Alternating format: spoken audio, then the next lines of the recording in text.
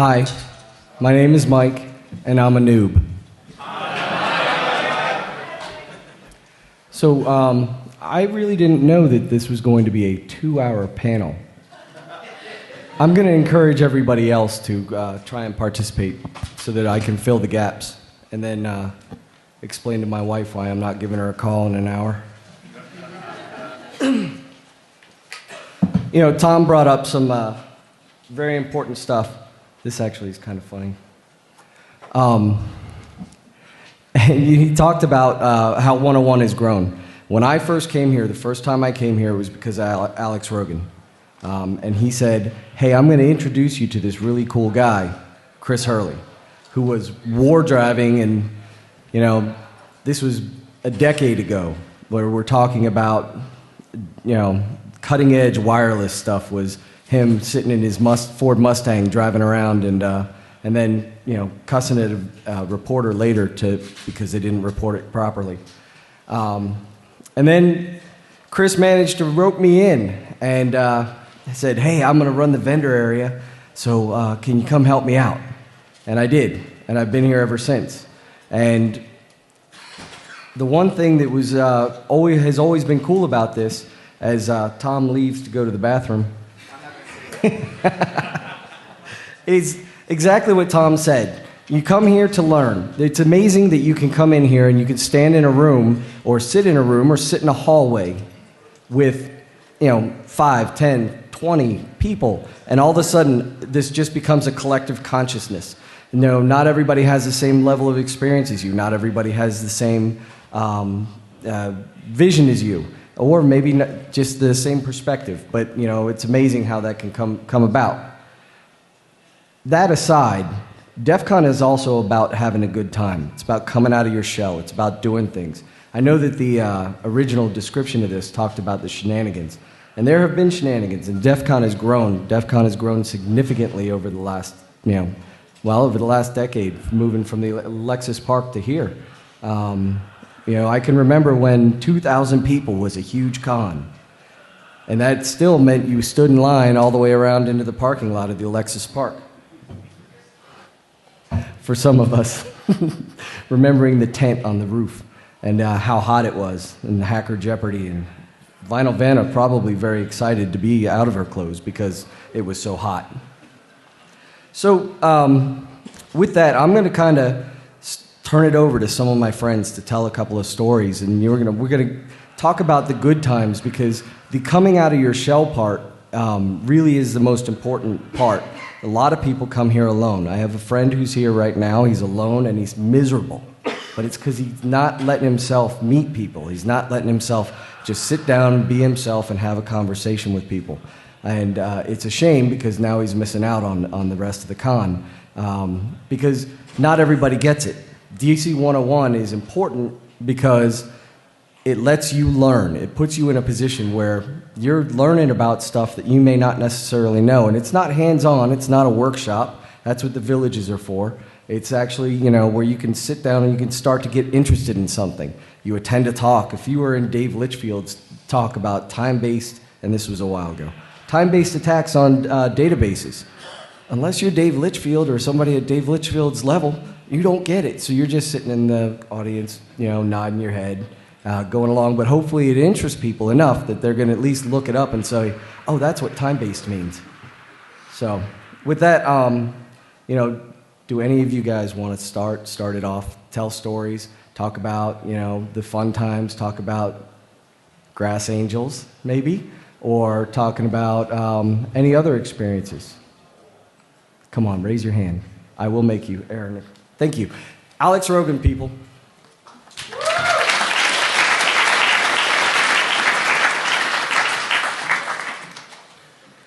Yeah, so my first Defcon was Defcon 10. There's a lot of cool stuff that went on at Defcon 10. I'm going to try to convince some other people to talk about a couple of those. I'll talk about one of my most fun times, which was Defcon 12. Still at the Alexis Park, and we were walking as a crowd, kind of stumbling as a crowd, moving back from... I think we were going back from pool 2 back towards pool 3.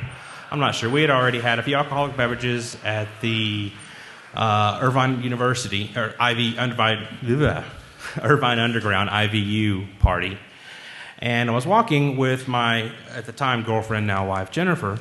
And I turned around for a second and turned back, and she was gone.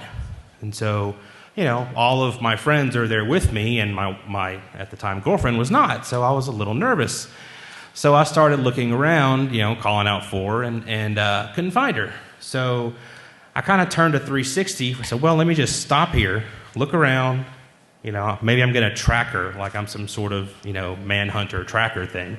But I turn around, and I see overlooking one of the upstairs rooms, the window was projecting C-Lab 2021 from Cartoon Network on there. And so we both really enjoyed it at the time. So I said, I'm just going to bet that she saw C-Lab in the window and wanted to go up and talk to people, because she's a very friendly, welcoming person, and she likes doing things like that. So I go up to the door as best I could tell from the window and knocked on the door. And the person opened the door, said, hey, is my wife in here? Is my girlfriend in here? And he just kind of looked. He goes, oh, Jen? Yeah, come on in. She's here in the back. And so she went right in and was laying on the floor with another young lady, just watching C-Lab, having the best time in the world. And so I'm like, what? Totally innocent, nothing debaucherous going on or anything. Just two women watching C-Lab together. You know what's good? Yeah. And so as I was talking to the guys, I'm like, hey, listen, I'm really sorry. I didn't mean to disturb you guys. They're having a private party. I didn't want to disturb me. He's like, oh, no, it's cool. And I actually met the founders of Wiggle.net, the database mapping conglomerate for wireless access points. I met Bob Zilla and Arkasha that night. And it just was the most random thing, just walking through Defcon, seeing people, and losing my girlfriend to the guys at Wiggle. Yeah, I mean, we had a great time, and I'll even do an addendum onto that. So after we leave Wiggle, we're walking back towards Pool 1, and I'm having a hard time staying vertical at this particular point. And I see, so Romer isn't here, but Romer was talking with somebody that I had been wanting to get a chance to talk to, Andrew Williams. At the time, he was vice president of publishing at Syngress. And I had actually, after my first couple of DEF CONs, said, hey, I might actually have an idea for a book. You know, maybe it's something, I don't know. Put together a little 30-second elevator pitch, so to speak, for it, and walked up, just almost falling down drunk, talking to Andrew Williams by Pool 1. And it turns out later on he was as drunk as I was, which is probably why he wanted to listen to me. But I got to stand there, and I had his attention for 5 or 6 minutes, and went through my idea and my pitch, and he said, actually, that's a pretty good idea. That's an interesting perspective I haven't seen before. So yeah, here's my card. I'm going to set up an email with you, and we ended up doing a book with Syngress. Just all predicated upon getting a chance to meet him by Pool 1. Just by getting out and walking and seeing people, and people, once you meet that one person, you're going to end up meeting that person's friends throughout the con too. So it's not just about finding like a buddy to go with, which, I mean, it's fun too, but get to know as many other people, because you're never going to know who that person is over here. Could give you a book deal. A lot of my friends have gotten jobs through DEF CON. I know I wouldn't be where I am in my career without the friends I've made at DEF CON. And it all started with DEF CON 10. 3 or 4 of us from a small university in Texas saying, I think we can actually compete and actually hang with these people from California and from New York and from DC. We're not in the middle of the hacker scene, so to speak, but actually I'm going to invite another medic, Tim McGuffin, up here to talk about our experiences at DEF CON 10. I hate you so much. Yeah.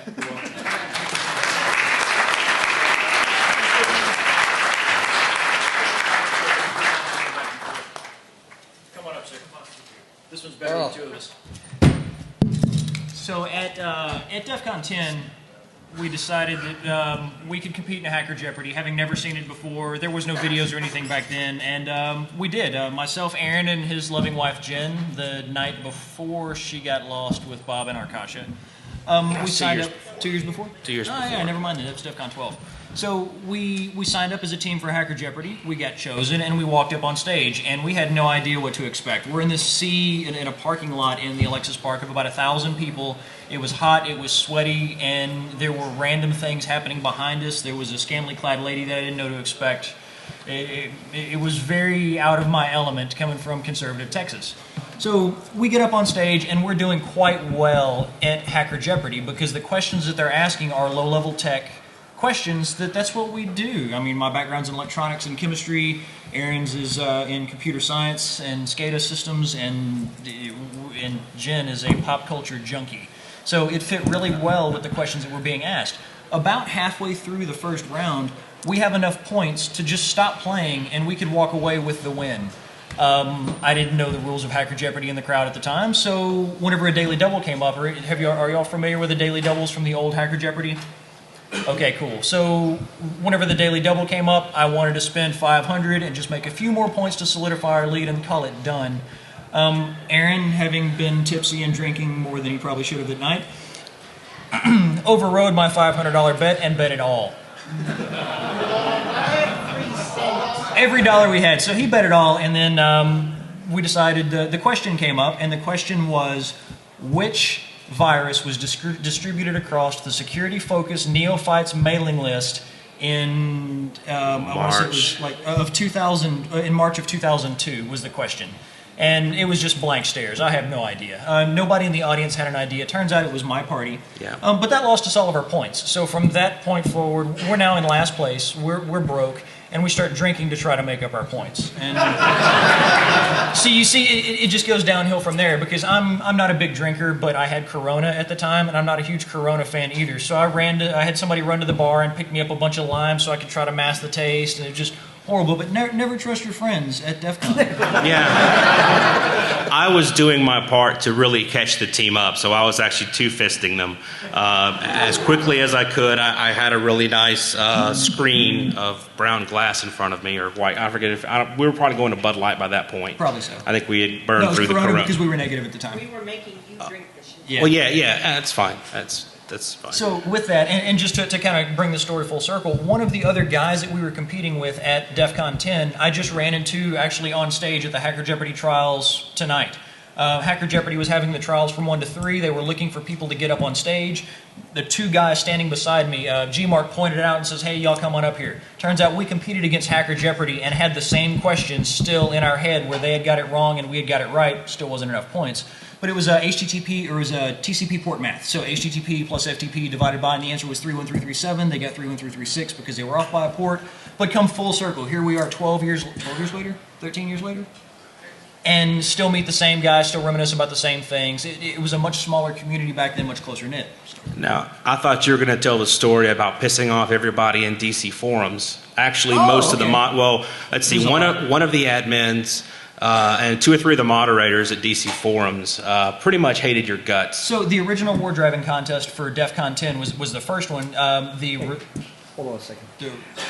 Just so you know, in case you were thinking about leaving, this is more about how to get the most out of Defcon. Granted, we're going to tell you war stories. We're going to tell you about the fun that we've had. We're certainly going to tell you about how much Medic hates beer and still gets drunk.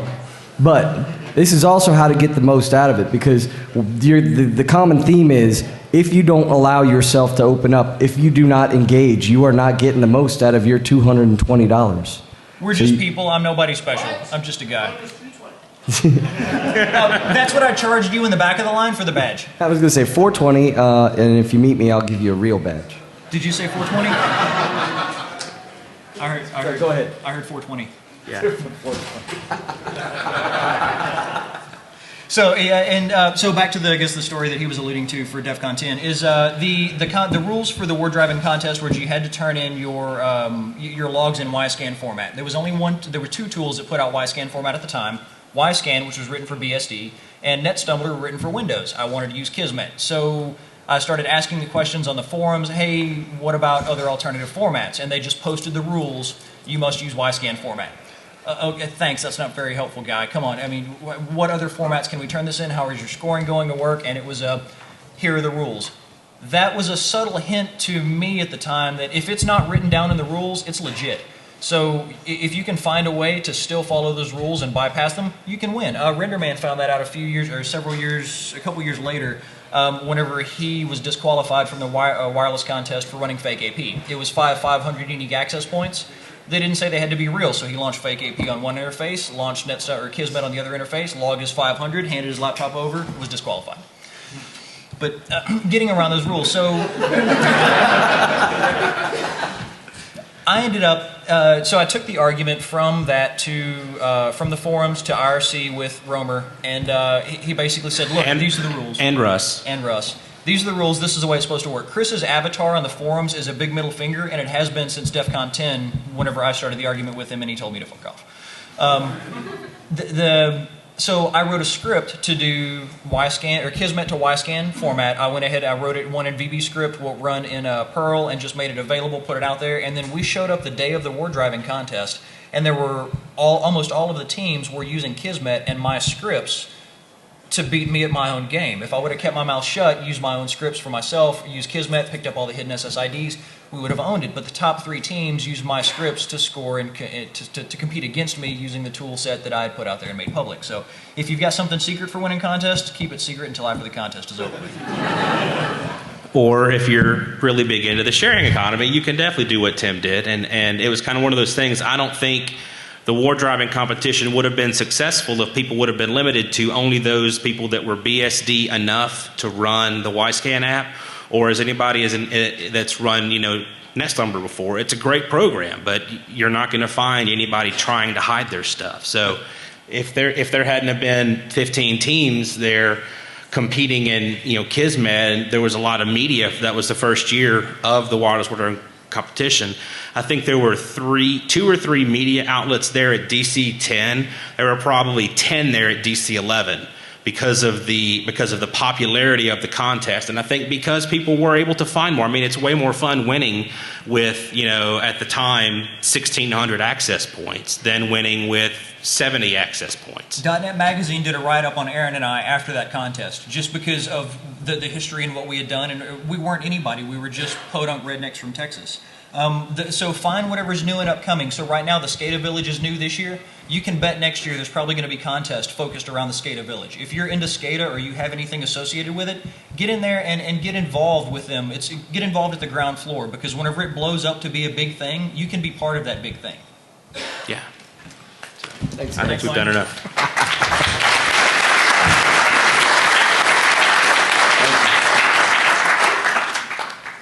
That's actually a big deal. These guys are not sit up in front of people and chat. So, I mean, this is a big deal that they wanted to share that information with you.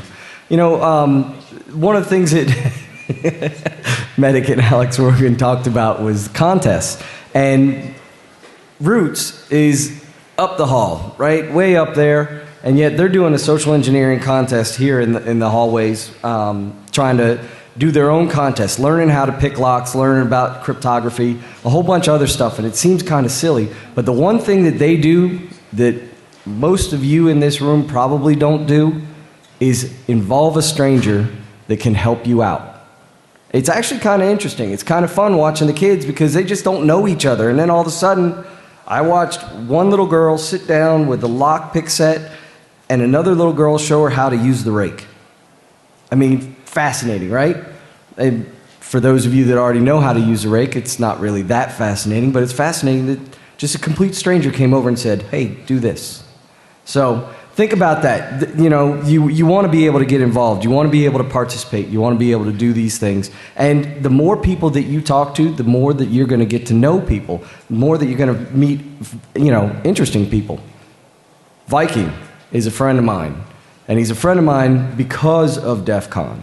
Because I never would have met Viking otherwise. But he's here. And the amazing thing about Viking is that he can eat any amount of pepper. And it doesn't bother him.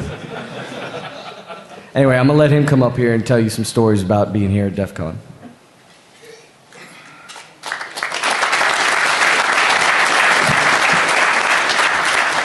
Okay. I didn't know I was talking. So No, neither did I.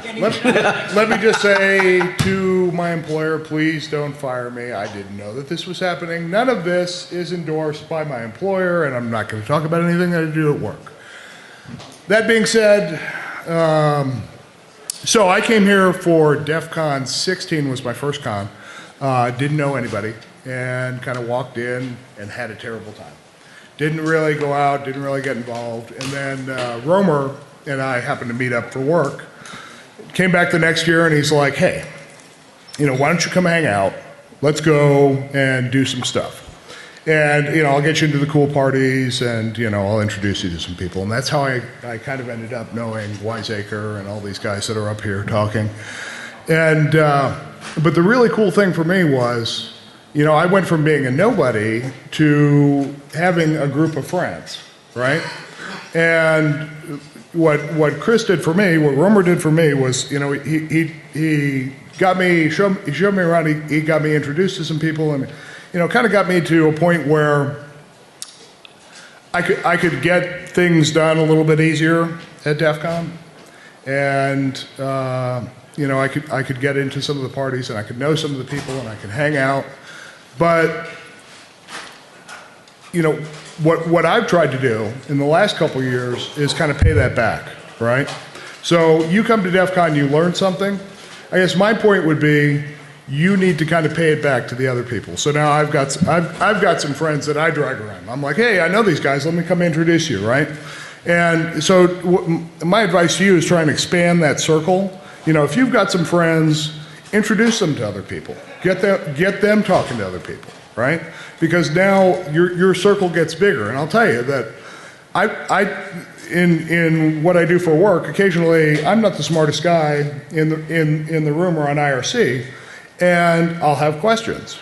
And I was in the middle of a pen test a couple months ago, and about a year ago, I popped a box, and I knew that I could get, I could be inside the domain if only I could figure this one box out. And I spent weeks. I owned the box, but I couldn't, I basically needed to turn an outside interface into an inside interface so I could continue my exploitation. And I was just stuck. And I got on IRC and I said, hey, does anybody know how to do this? And one of my friends came in and they said, well, I think you need to do this. And I went and looked at it. It wasn't right. Ended up stuck with some IP tables. I said, hey, anybody know how to, anybody really good with IP chains? And one of the guys, Mike, who was somewhere around here, I said, yeah, absolutely. I sent him I told him what I wanted to do. He sent me back the rules and I was in, main admin, yay me. Anyway, what I'm saying is, make some friends, but then, introduce them to other people. If you meet somebody cool or you meet somebody smart, introduce them to somebody else, right? Introduce the guy who doesn't know anybody to somebody, because you've just expanded that guy's circle, right? Make those circles bigger for your friends and make them bigger for people who aren't there. The other night we had some kid come sit down. A bunch of us were sitting around drinking, and he said, hey, I want to get into the security business. And so we sat him down. We said, well, tell us a little bit about yourself. We spent 10 or 15 minutes trying to get this kid, who just got down to university and flown here from the UK. But, trying to get this kid to understand what he wanted to do, because he really didn't know. He's just like, I just got out of college and I want to do this stuff. And, but taking that time, and maybe he will, maybe he won't, but, pay it back. I guess that's my primary point. I don't have any great stories about DEF CON. I know. What happens in Vegas stays in Vegas. Honestly, usually I've had a little bit to drink when I'm here. And sometimes I don't remember everything that happened. So, there is some video. Thanks, dude. There is some video. But, yeah, that's basically all I've got. But I'm going to put the onus on AJ. Oh, yes, I am. I'm going to bail AJ out for a second. So how many of you guys went to the DC 101 talk on Thursday at 10 o'clock? Few guys. Okay, cool. DC 101 started out basically just as a panel to let people know, this is what you should expect from Defcon. All you noobs, you should know to come in here and make friends and do this and do that. And don't do this other thing. And usually it's a little bit more peppered with flavorful language. And so part of it also is about, having people come up on stage and learning about getting a handle, because you're going to find that a lot of people want to remain anonymous when they're here at DEF CON, and if you truly want to remain anonymous, then why would you have a big orange mohawk? But nevertheless, that's a part of it. And Ali John actually did not get his handle here. He got it through Black Hat. And it was actually kind of fun. Ali John's handle is Pushpin, and he is going to, even though I've bailed him for a little bit, he is going to get up here and talk. And he's Pushpin because he was, the first time we saw him, he was following around Joe Grand, a.k.a. Kingpin, as seen on TV Joe Grand. And, he just looked like a little mini-me of Joe Grand. And so from Kingpin went Pushpin. Anyway, so one of the things I'd like Ali John to talk to you guys about a little bit is, Ali John gave his first talk this year. And that's a big deal because Viking said, pay it forward. And it is kind of something that you want to be able to do because there's a lot of people that come to this conference that really don't know what's going on. Highwiz said it. They're sock jockeys, they're knock jockeys, they're code monkeys. They're whatever, but they're not hackers, at least not in their heads. And they just don't know, how do I make that change? How do I make that distinction? And Ali John's talk was about becoming a pen tester, how to do a pen test. Actually aptly titled, Poppin' Boxes Like a Pro. So, here's Pushpin.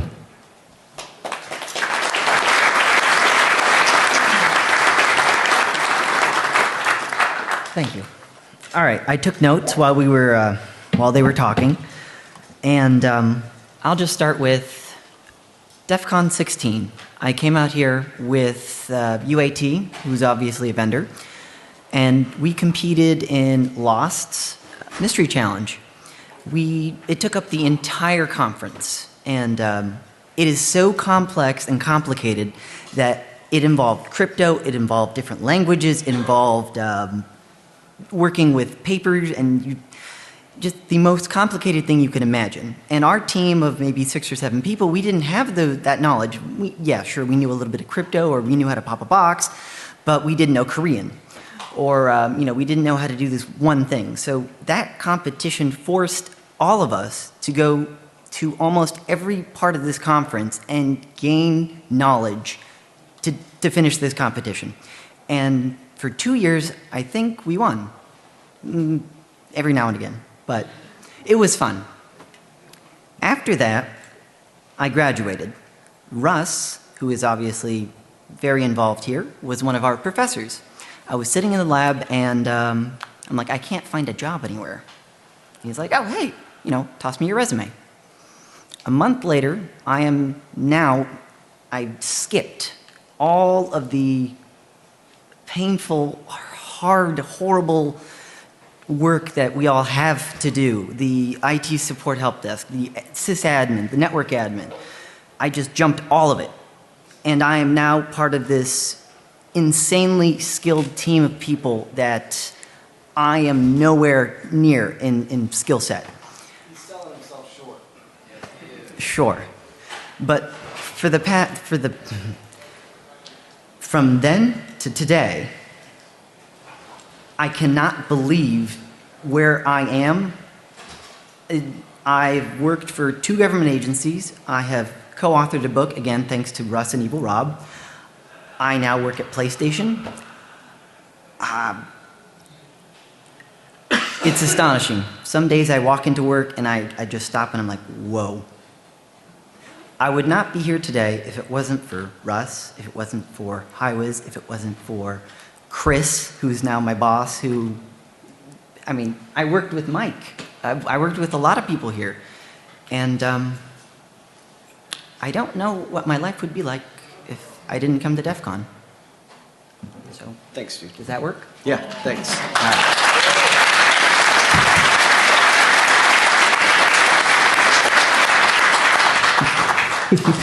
We wanted shenanigans.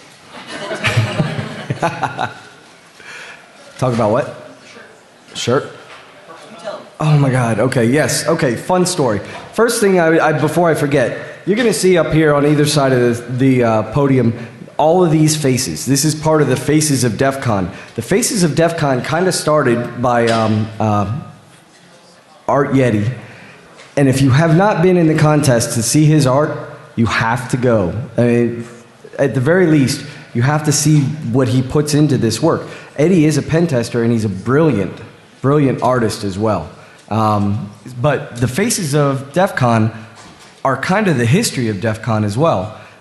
It starts with Dark Tangent, Jeff Moss, who started Defcon, and it just grew. So you're going to see faces in the crowd that you recognize, and you may not recognize them because we don't have brown on our face or whatever, but you're still going to recognize them because these guys are the guys that kind of made this whole thing grow. They're the guys that kind of made everything. So, this whole long theme is going to be, you got to get involved.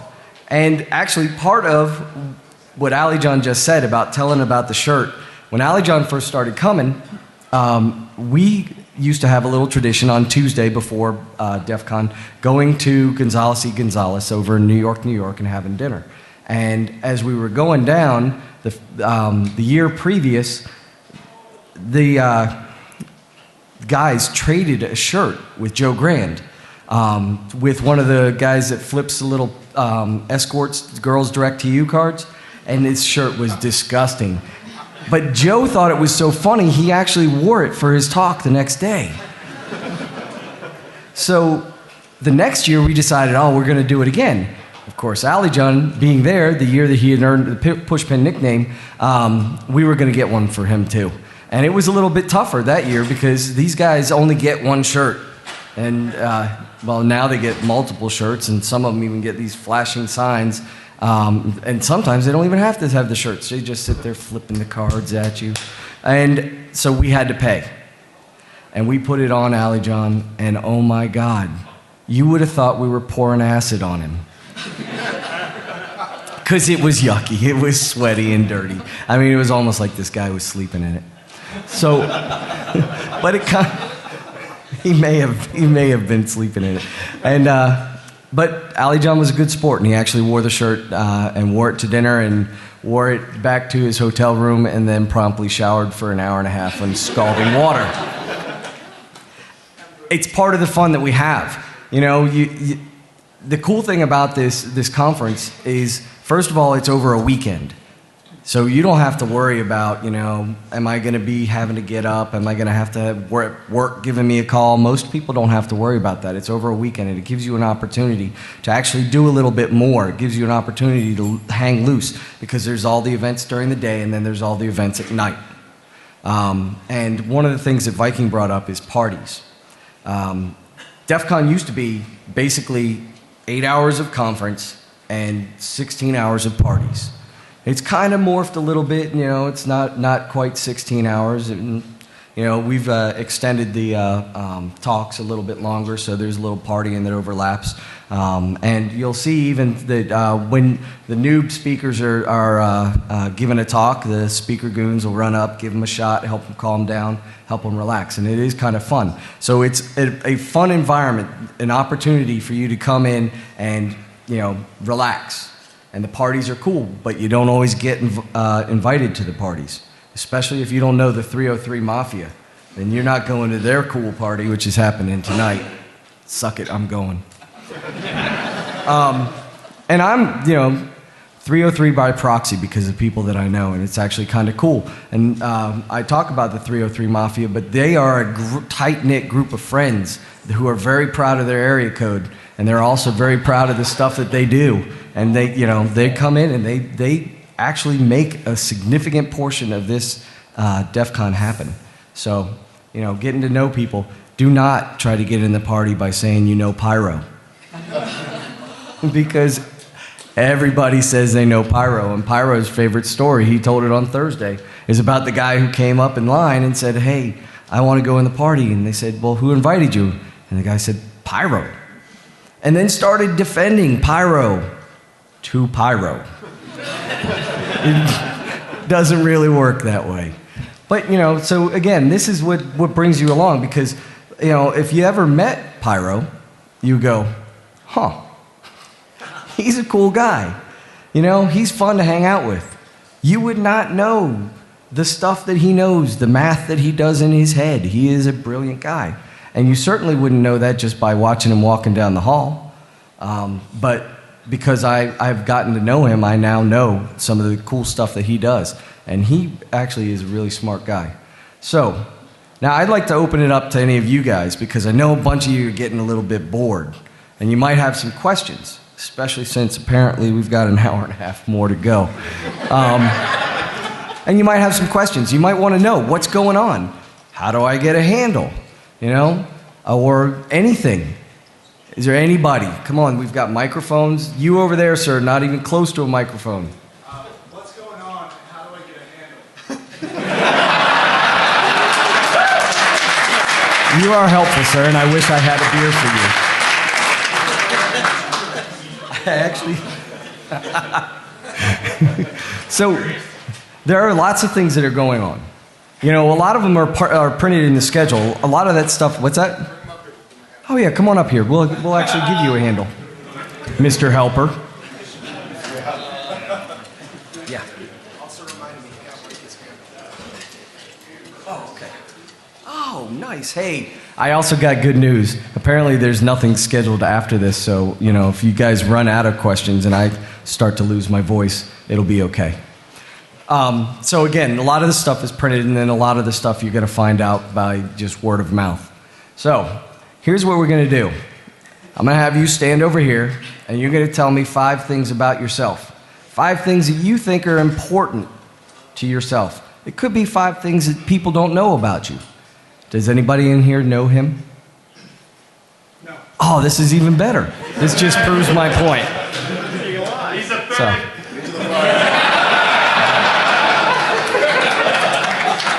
All right. I'm from Portland, Oregon. I'm a software engineer for an open source company. I'm a community manager. I wear this GitHub sweatshirt because I got it at OSCON 2 weeks ago.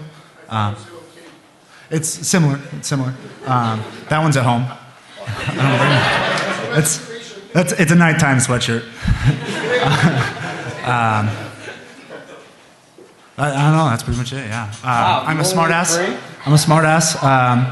When I hear somebody throw something up as open as what he did, I'm going to go ahead and call it out. It's my first Defcon. I came here with my friend, and I don't know what's going on because there's like several resources to find out what's going on, and none of them agree. So that's a little bit about me. All right, awesome. All right, you stand over here. Hello, Kitty.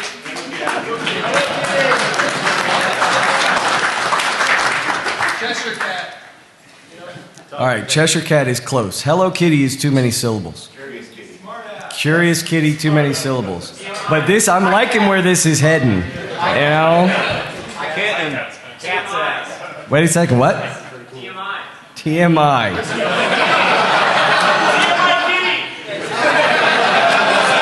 All righty. You are TMI Kitty.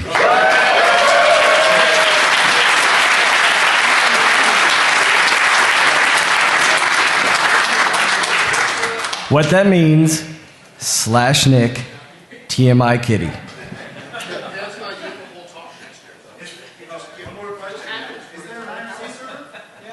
Yes. Pound DC-forums. It's on FNet. The Defcon forums, and pretty much anybody can join. You have to participate. On occasion, they will go through the logs to see how much you participate, and if you don't participate, they will kick you.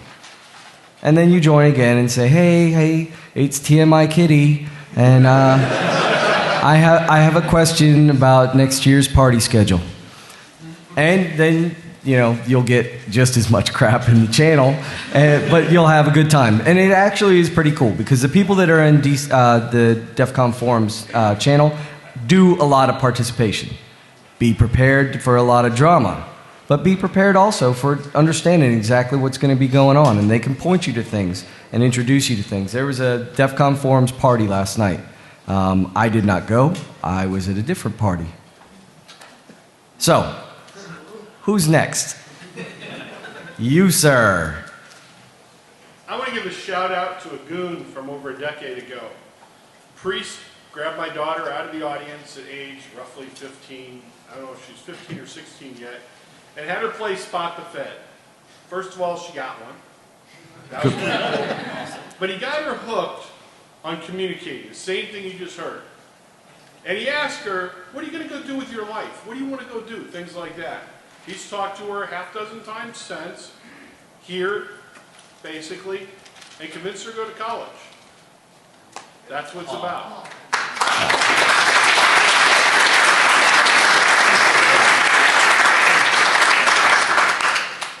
Didn't you want a handle? I got students in the audience. I'm going to really pay for this. I'm a college professor. Who doesn't need a microphone? I'm a college professor, and I'm full of hot air. Don't even go there. Former military. Saw combat in the Middle East. Thank you. You're welcome.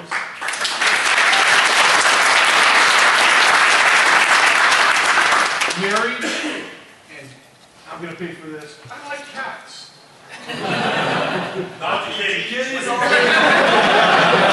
Wow. You know what? That one's going to stick. There's no debate. Dr. Kitty.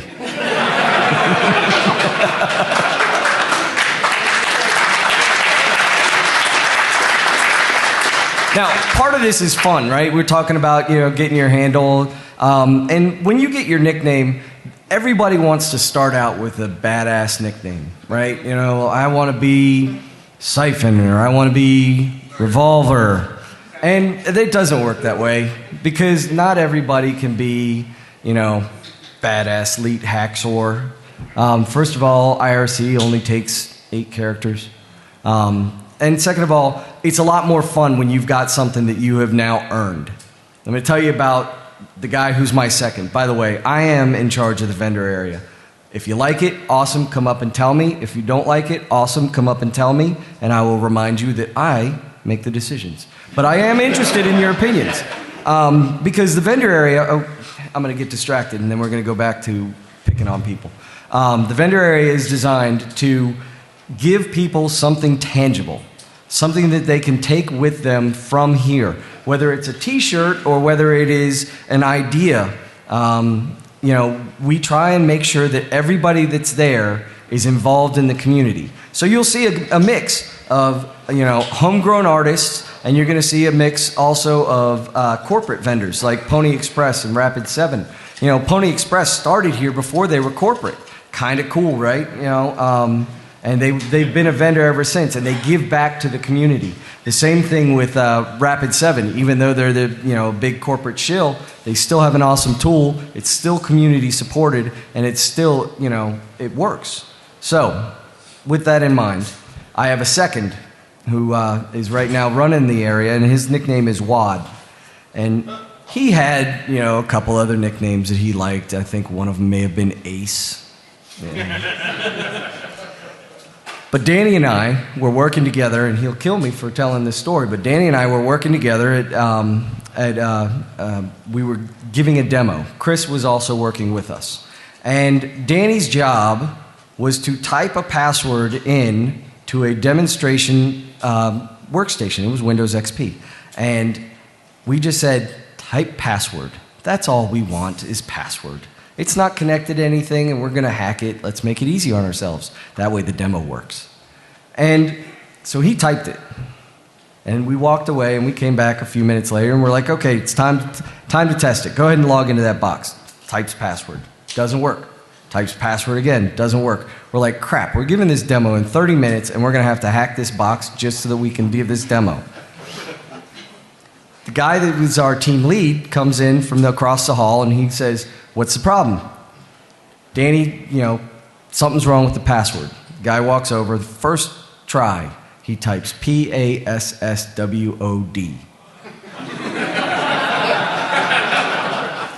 It works. Danny is now Password. Password at gmail.com exists. Password at yahoo.com exists. We signed him up for everything because it was so funny. But Password is too many syllables. So he became Wad. We were calling him Wad. Then he shows up one time, and Chris, Danny, and I were on an assessment. And we went to a club. And at that, it was a bar. And at that bar, they had black lights. Danny walks in with his T-shirt, and it looked like a crime scene.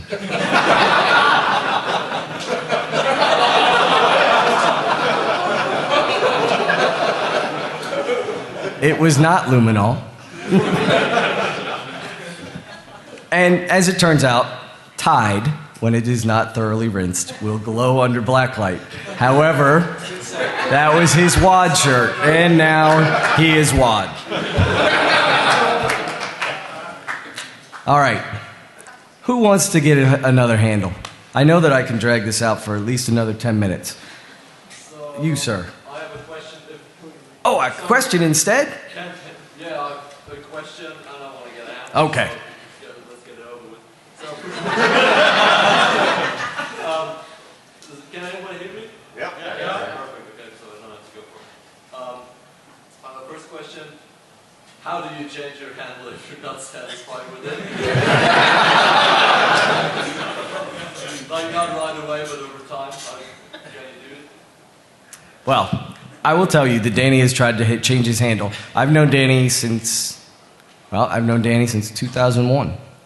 And Danny has tried to change his handle for the last 11 years. And it just doesn't happen. So you can you can learn to accept it. And it's kind of cool, because if you have a handle like that, it kind of gives you a story. One of Pyro's seconds, the guy who now is running the events, is Coleslaw. I'm not going to tell you why he's Coleslaw. It's an awesome story, though. So, you may not be pleased with your handle at first, but you may grow to love it. Now, Dr. Kitty actually might love that handle. Kind of sounds almost like, what's it, from Venture Brothers. For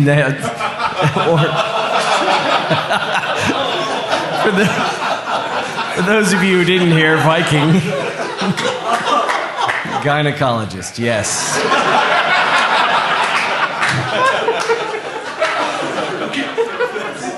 But It's gynecologist. Oh, nice. Yeah, Dr. Sandy Vagina. All right, so, if you don't like it, then try and work into something else. Pushpin has tried to change his handle too, but Pushpin's a cool handle. Sometimes you're going to get one. There was a guy the other day that did this, played this game with us. He probably isn't going to like his handle, Meow Mix. But, you might be able to find a way to change your handle. I can tell you right now, if you don't tell us silly things, we're not going to give you a silly handle. Yeah, I love it. Second question, before we get to the handle, second. Before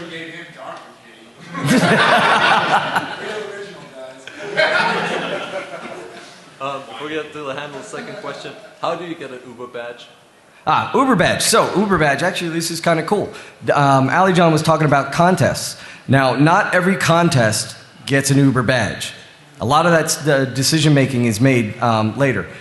Uber badge is a black badge. It is the badge that you get, and if you get an Uber badge, you get free entrance into Defcon for life. And you get to walk around with a cool Uber, black badge. This is green. Imagine if it was black and said Uber. And you get the distinction of having won a contest and being pretty badass at Defcon. Because it is pretty hard. There was a point where you could get an Uber badge for anything. I think that we even had an Uber badge for Guitar Hero at one point. But now it's a lot harder. You know, we've had contests where people will actually drop out because nobody can do it. And, you know, Danny, Chris, and I did Raiders of the Lost Ark style wireless hacking, where you had to use, you know, hack something, and it led to hacking something else, and it led to hacking something else, and it was 10 different things. It wasn't that hard, but people dropped out. Anyway, so the way you get it is by participating in the contest and hoping that that's going to be an Uber badge contest. I can tell you there are certain ones that almost always are going to be Uber badge contests, and they're going to be the ones that involve a lot of work. So Lost Challenge is an Uber badge contest. Ali John's group got an Uber badge, but he's never gotten to wear it. So basically you have to be massively awesome. no, not always. Clearly, if you were good at Guitar Hero, you could have had one badge. But yes, you do have to be awesome, and you do have, and when it's a team, one badge is handed out, but everybody gets the recognition. Only one person gets to use it. So, you know, for Ali John, if he can ever convince any of the guys, so there's 2 badges because his team won 2 years. You know, if he can convince anybody to ever let him wear that badge, he can get in for free. Of course, he decided, I'm not going to do that. I'll go ahead and be a speaker instead. So, all right, now, tell us 5 things about yourself. Goatee Kitty. Yeah. Okay, so hi everyone. I'm Frederick. I'm from Germany, from Munich. This is my first Defcon, also my first Black Hat, and I can tell you I won't be going to Black Hat anymore. Yeah. A few things about me. So I'm in InfoSec for roughly 2 years now. I just finished my apprenticeship in February. So I'm not actually working in InfoSec for 2 years now, but I'm kind of interested in doing it. Yeah, I finished my apprenticeship as a sysadmin in February 2013, so not that long ago, and I was working as a guitar and violin maker before that, so yeah, that was quite a change. What else? Well, Strings. okay, I think that's it. Yeah. I heard Hack the Various, Strings, and what was the other one? Fiddler. Fiddler. Fiddler, the web proxy. Strings. Strings. Strings it is, sir. Please enjoy.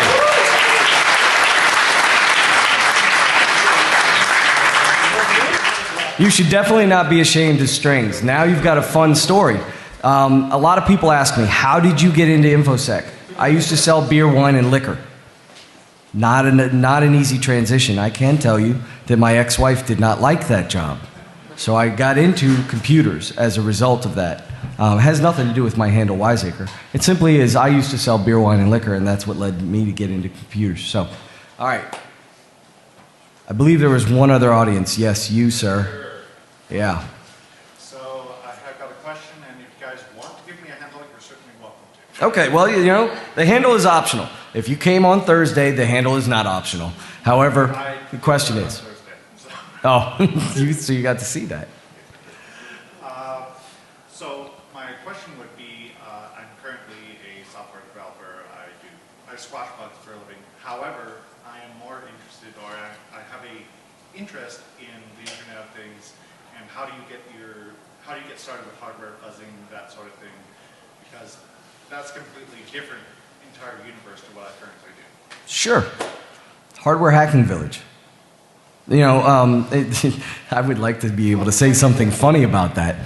Internet of Things in terms of, okay, so we've got a brand new, power meter on the back that's connected, and I think that there's entirely too much lack of security in what's going on with Kickstarter and all that kind of stuff. Very valid. Alex Rogan, were you going to answer his question? Well, I was going to say, if you're interested in the Internet of Things with respect to automation, like you're saying, power meters, flow meters, things like that. Cars, sure. So there is an ICS village this year, Industrial Control System. It is focused more towards automation of industry.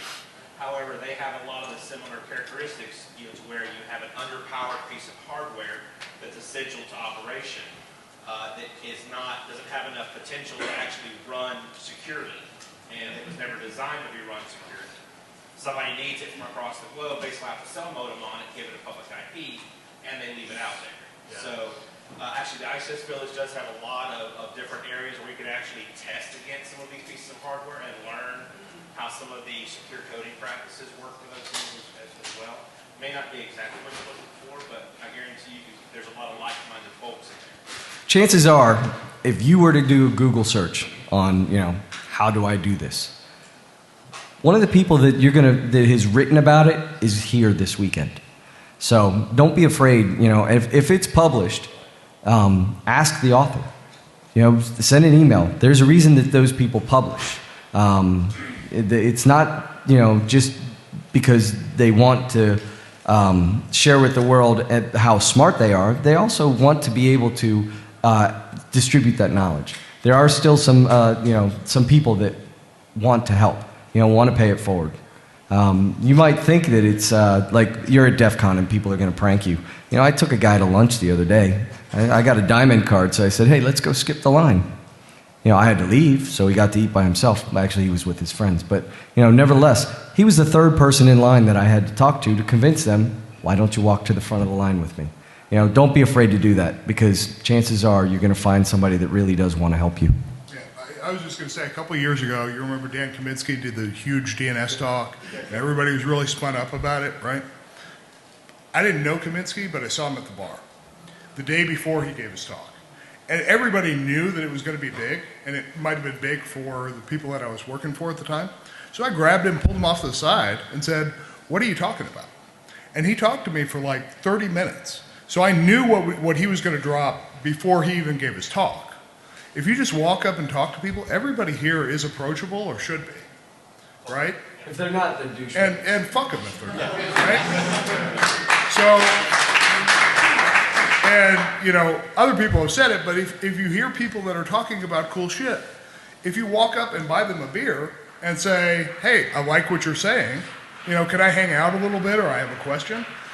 Most people here like to talk about the shit that they're interested in. So walk up and talk to them, right?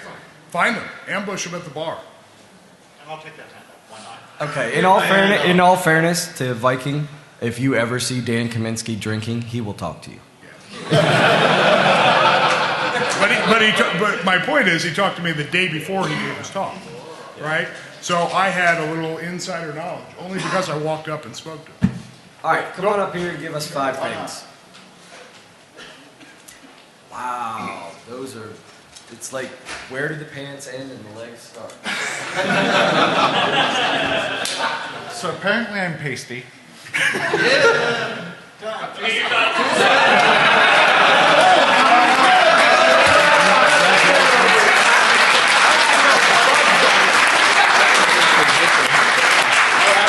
You probably didn't realize that was an introduction statement.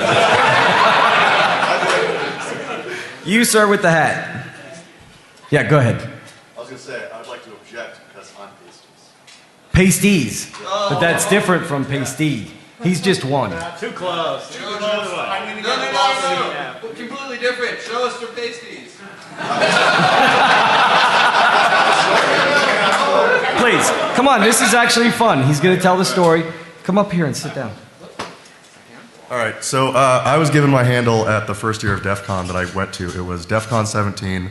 I went here completely on my own, had no context. I'd been wanting to go for years, finally saved up, was just freshly out of college. And I had no idea what I was getting into. None whatsoever. And first thing, Thursday morning, I get into the line for the registration, and it's a mile long. And I'm just standing there, and there's 2 guys in front of me drinking beers at 9 a.m. And I'm like, all right, cool. And they just sort of look back at me, and they're just like, this is your first time, isn't it? I'm like, yeah. They just hand me a 6-pack. By the time we got to the front, I was well intoxicated. And they've... No. Don't leave that out. Okay. So they had convinced me to go to Defcon 101, and me being a little inebriated, I was a little bit more extroverted than I normally was. And I got up on stage, and Hi was asked me what my handle was that I'd given myself, And it was so bad that he just shut me down and told me to get off the stage. He didn't even try and give me a handle. But I got pushed into doing the scavenger hunt, and I started hanging out with Eris and Vandal, who ran the scavenger hunt at the time. They're back this year. I highly recommend you get to know them if you. I became close friends with them, and they got me into the Ninja Networks party, and my team did so well Saturday nights, or up until Saturday. It's just like, we got into the Ninja Networks party, we all got way too plastered, and we couldn't submit the final things, so our team came in second. And they sort of, as a consolation prize, they decided, just like, okay, we'll come out for some drinks with us. And that was the year that Eris and Vandal got married, and they gave us, everyone around them, like an hour notice. So we all scrambled to get just something, and someone got them, or got Eris, a candy thong and candy pasties as a wedding gift. I was still belligerently drunk, and she said, there's no way in hell that I'm going to wear these. So Tuna puts on the panties, I put on the pasties, and we all go to lunch at the NASCAR Cafe. And there was this 5-pound burrito challenge, and me, Tuna, and one other person was doing it, and someone tweeted out that the Defcon people were doing this, and like 20 minutes into this challenge, one of the security staff for the cafe shows up and is like, "Who are you guys?" We're like, "Yeah, we're Defcon attendees, whatever." He's just like, "You don't understand. Man vs. Food was here. We streamed this contest online," and he had like 86,000 followers on the video stream. We had something like 420,000 followers, and it was crashing the network. And so he just went down and was like, "Who are you guys?" This is Tuna and stuff like that. And they're like, "Who are you?" I was like, "I don't have a handle." And they're just like, "Just show them the pasties." And they're like, "What?" And I take off my shirt and I keep eating my burrito. And they started referring to me as pasties. So.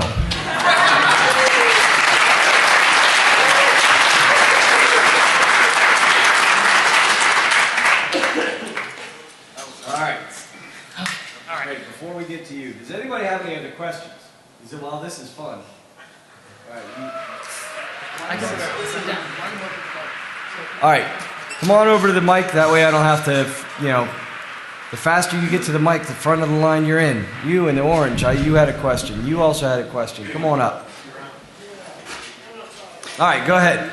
So, quick question. And all of you guys that are leaving, I'm so disappointed. Sit your ass down. Look, you're even laughing on the way out. They're trying to get to that porn talk next door. Okay. So this is my 4th DEF CON. Question. If you don't already have it, you're not doing it right. Go ahead. How do you become a goon? How do you become a goon? If you want to help out, if you want to... It really depends. This year, we actually cut down on a few goons because we found that we had a few extra things. But find somebody who's in charge. Ask them, how do I get involved? Involve yourself on the DEFCON forums. A lot of the people that are on the forums are goons. Involve yourself there. And if we've got space, then we'll have you help. That's kind of the thing, there aren't really a whole lot of new goons. Anybody who's a goon, in general, knows somebody that is a goon and has known a bunch of other people. The security goons, the safety goons, the red shirts, sometimes they'll bring new people in because, it depends on how many people they have. But in general, contest goons, speaker goons, events goons, village goons, production goons, even vendor goons. If there's a slot and you're cool and we know you, then we want you to hang out with us. So that's pretty much how it works. Yeah, you gotta help out. You should volunteer to help out on things. That people who know you, and after some years, I don't know if it's your 4th DEFCON. Yeah, so after a certain number of years, where you know how to run around here and help out with this opportunity. Basically, what he's saying is you got to help out. Now, I'm going to give him a lot of slack since he's been here from the beginning. Also, ask what's actually involved. Yeah. You don't want to find yourself, hey, I want to be a safety goon, and then realize that what you might have to do is work the 2 a.m. to 8 a.m. shift. So, and get thrown up on, or get, have belligerent drunks, trying to push you out of the way. You don't want to, you want to do something that you want to do. So again, the comment was, get involved, volunteer, ingratiate yourself to people, and demonstrate that, you can be a goon and that we can trust you. And in general, that's how you get invited to be a goon. Okay. Thank you. So the abstract for this talk mentioned incidents involving SWAT teams and crawling in air ducts, and I'm wondering if anybody is willing to share those stories, because those sounded awesome. Yes. Not so much. So the only way that what happens in Vegas stays in Vegas is if you don't talk about it. I mean, this should have been called Fight Club. We'll have to turn the cameras on first. But I can tell you, there were a lot of things. I have been involved, not quite as long as Aaron, and certainly not, Anyway, and there are things. The mentality is, it's not really just a hacker conference. I mean, you challenge the status quo. And so we have had people that have done all kinds of stuff. And the SWAT teams, I wasn't there for that, but I was there when people got thrown out of the hotel for actually throwing things out the hotel window. That takes talent. A refrigerator.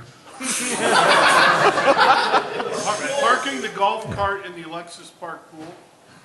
Yeah, or turning the pool. There were 3 pools at the Alexis Park, turning them 3 different colors. You always knew it was time to be at the Alexis when the fountain was purple. Yes, the fountain was purple, or some of that AstroTurf that Jen would make angels in was peeled up. There are a lot of really fun stories. And, Highways initially envisioned this as being a, let's reminisce about Defcon, because what he wanted to do was to tell you all these fun stories and then, kind of give you an idea of where it has evolved to. One year at the Riviera, we all got kicked out of the pool because there was a swarm of killer bees. Kind of fun stuff, Not quite the SWAT thing, but crawling in, the guys will do anything. And that was it. You challenge the status quo. Kind of funny. At the Alexis Park was where most of this stuff happened. I remember people hacking the point of sale system behind the bar while the bartender was there. All kinds of fun stuff. Or the moment that the Alexis Park realized that maybe you shouldn't have an ATM there that can just spit out money to whoever knows the code. Those sort of things. We've had a lot of fun, and there have been some crazy things.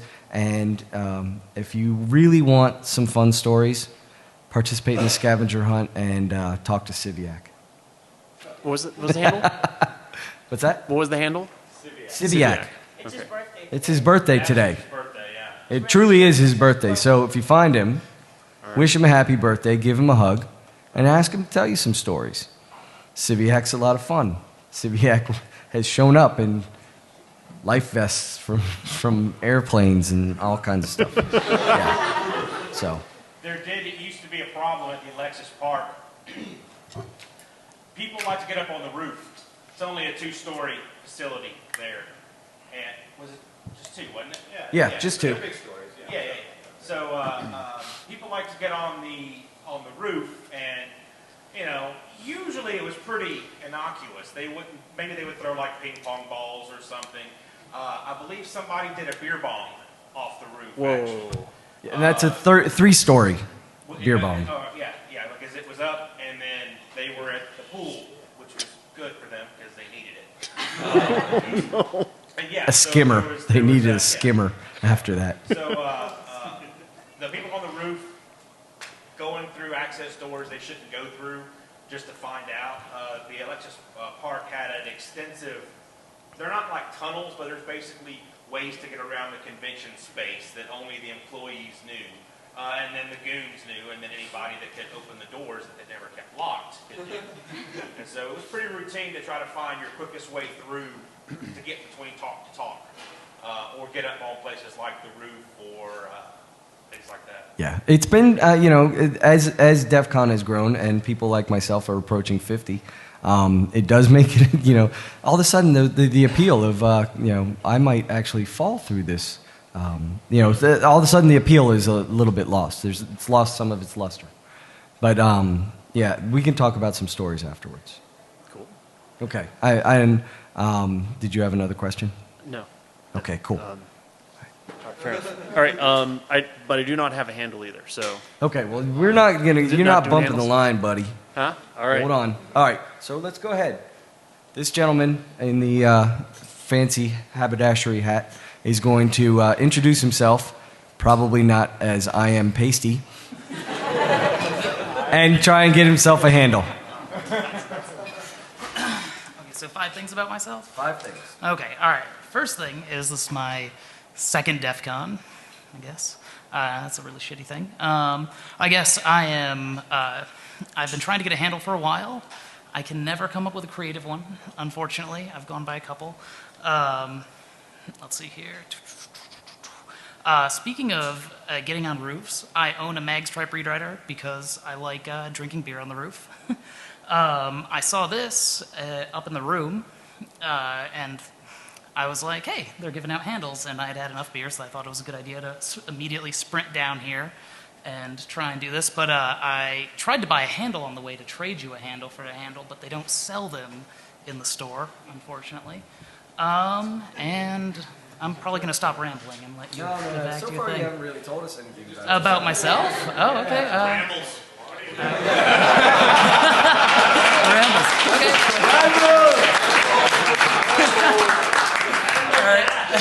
The best part about this is that you guys are so much better at this than I am.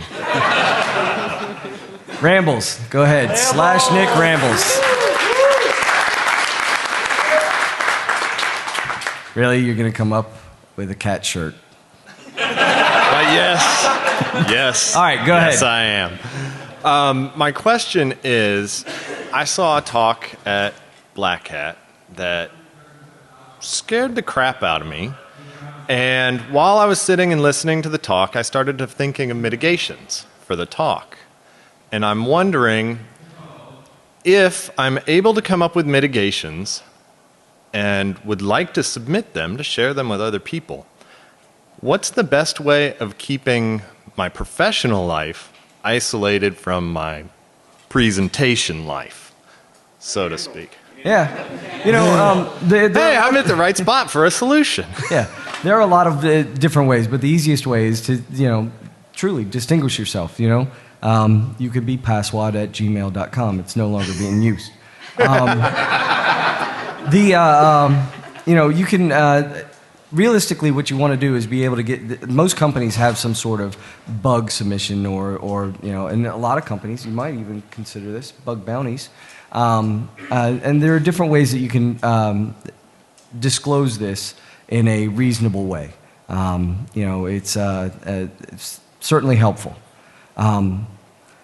Also, you're capable of speaking and being 2 different people because for a lot of us, we might work for companies like Viking does where you don't necessarily want to be associated with that organization, and that organization probably doesn't want him to be associated with them. And so, there's lots of different ways that you can do it, and the easiest way is to start getting involved with the community and certainly approach the company where if you have a mitigation, something that can do it, approach them. If it simply is a strategy, then you might consider giving a talk about it, write a white paper or something of that nature. If it is an actual fix, then definitely you want to get with that company if it's a patch or something like that. Okay. All right? Thank you. Yes. I'm getting pulled off for other things. Okay, hey, have a good time. Oh, yeah, I am. Oh, look at that. Woo! According to my stormtrooper, it's 10 after 6. Are we going to come up with a solution or no? A solution? Do you want to come up with a solution? It sounds like I need a solution. Okay. I was under the impression that you need a handle. I need a handle. Man needs a handle. Yes, all right. I'm in desperate need. Sky Talks? That's a horrible handle. Oh, as a solution. You know, and the Sky Talks actually is a good example. You know, they have the lightning talks. They have where you could just basically get up. You could try a little improv talk. Now, if what you want to do is sit around and discuss this and come up with a solution, then I'm going to guess that probably No, the most solution people to don't my wanna do problem it. being that I needed a handle. You need a handle. Okay. So, go ahead and let's. I guess the first thing is you commented on the shirt. Yes, there is a cat on my shirt. It's a mad cat, and you're encouraged to join the revolution. I wore it because there was the cavalry talk, and I thought that it's actually from a pet store in Madison, Wisconsin. But the Join the Revolution struck a chord, and I thought it was appropriate to wear it here at my third Defcon. Things about me: I'm a hardware guy. I'm a device physicist. I'm a programmer. Play a lot of tennis. From Texas. We've got some other Texans floating around here. But I grew up in the Midwest. Not very interesting, eh?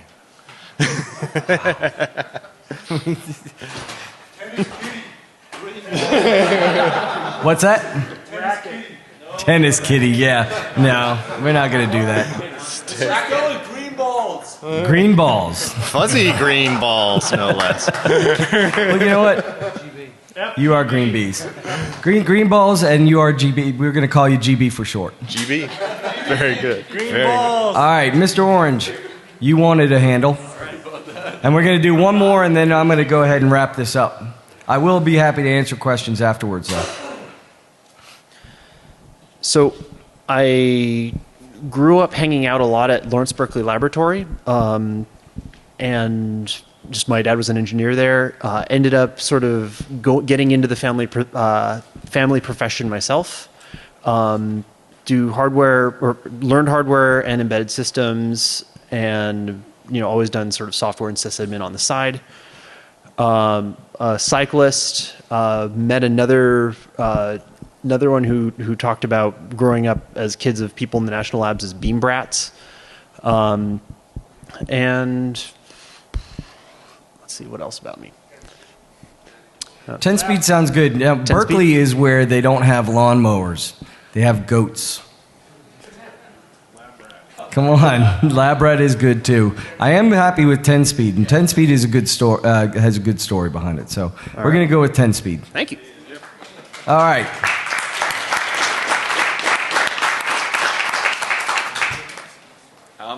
I do not need a handle. I already have one. It's more of a story. Really? Let's hear your handle and decide if you actually do have one. Well, the story is what comes with a handle. So my first DEFCON was 9. At the time, I was an illegal. So it was very difficult to come in here. I had to take the bus, and I didn't speak English. So I made it. I didn't know anyone, and I was afraid because everyone looked totally different, and I was scared. Prior to that, I got the handle because I was in LA, and I ended up going to the LA 2600 meeting. I didn't know anyone, and so they asked me, well, what's your handle? And the first thing it came to my mind, they had computers out there, and there was a plug. And I said, that. So I just pointed to it and said, plug. Yeah. And that was it. So that's the only thing I could say. But so I always was in the shadows. So I know a lot of the people through faces because I never really interacted with them. It was a problem that I had because I felt that I couldn't speak and that limited myself. So then I came to 10, 11, and still was illegal. So finally, by DEFCON 13, I got papers, and I was so happy. So anyways, in LA, I got a ride with a guy that was Strom Carlson. He was doing hacking the asterisk, and actually that DEFCON, which I believe was the last one at Alexis, he did the mailbox, I think, right? The switchboard, I think they had something like that. Anyway, so we were driving in the car, and I was always scared, right? Because I was always taking the buses, so no one could see me. And so this time, he was driving too fast because he needed to get there early to set up everything. And then, police. Right? So it's like, so he's all mad and pissed because he needed to get in. Well, I was actually trying to hide. Because in my mind, I was still thinking, like, prior to that. So anyways, police officer comes in, it's like registration and whatnot. And I'm just sweating and shaking. right? And then just he looks at me like, what's going on? And I didn't really say anything, right? But then after, for a minute, I thought, well, wait a second. I don't need to do that anymore. Like, I got papers, So anyways, I stopped and I took a break. And finally one day I decided, I'm going to interact more with people. So what I decided to do is I went back home and I decided to tackle terminology and try to get it to pronounce it better. So when I talk to people, they will not look at my mouth, and then we'll have a really good conversation. So here I am presenting my story, and hopefully it helps people, because another thing that I realized is through all the years, one of the things that struck me is I could never see people from my own country, and I couldn't even see Latinos for a long period of time. And it was until recently when the first people I saw was from Spain. Then we got the guys from Argentina and then Colombia and so forth. But if it's difficult for someone like me, it shouldn't be difficult for anyone that speaks the language. And you should not be afraid to do anything. I mean, I had probably a valid reason. Didn't have papers or anything, but nothing should stop you from not making friends. And what I decided to do now is hang out at the bar. And if someone wants a beer, I'll just buy them a beer and I have a conversation with them because, it's the only thing I can do it. I'm trying to break from not being social with people, but I try my best to do it. So just to end this thing, the first person I met in LA 2600 was actually Noid. He used to run the Goons. The second person I met at the time lost. I think he was in LA because I was the first person. And I thought he spoke Spanish because I started communicating with him. And the third person that really intimidated me, it was Petty Lancernine. He's a huge, tall man. Yeah.